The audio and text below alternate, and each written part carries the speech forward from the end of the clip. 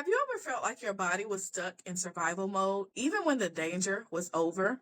Hey, family. Welcome back to Medicine for the Melanated and Misguided. I'm Dr. J. Burns. And since June is PTSD Awareness Month, today we're talking about PTSD or post-traumatic stress disorder and why so many people are suffering in silence. PTSD is a mental health condition that can happen after someone experiences or witnesses a traumatic event. That can include abuse, violence, military combat, medical trauma, childhood neglect, sexual assault, natural disasters, or even ongoing community violence.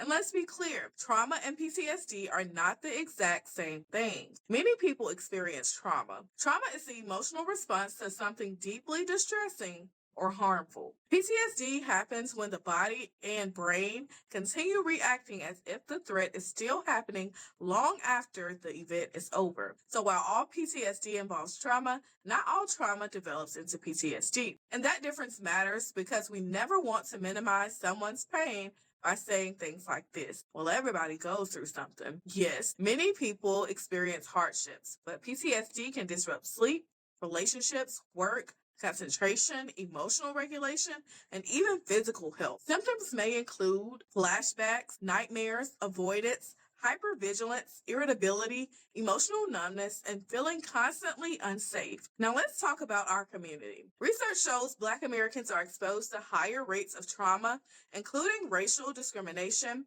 community violence, systemic oppression, and adverse childhood experiences. Yet, Black individuals are less likely to receive proper mental health treatment for PTSD. Some studies estimate that about 8 to 9% of Black Americans will experience PTSD during their lifetime. And symptoms may last longer because of barriers to care and stigma around mental health. And certain groups are even more vulnerable: veterans, survivors of abuse, first responders, people living in poverty, those exposed to chronic racism or violence, and children growing up in unstable environments. Sometimes what gets labeled as anger, attitude, or being difficult is actually unhealed trauma. Our bodies remember what our minds try to survive. So, if you've been feeling exhausted, constantly on edge, emotionally shut down, or triggered by things you can't explain, it may not be weakness, it may be trauma asking for attention. Come back for part 2 where we'll talk about treatment, healing, and what happens when PTSD goes untreated. I'm wishing you life, love, and happiness.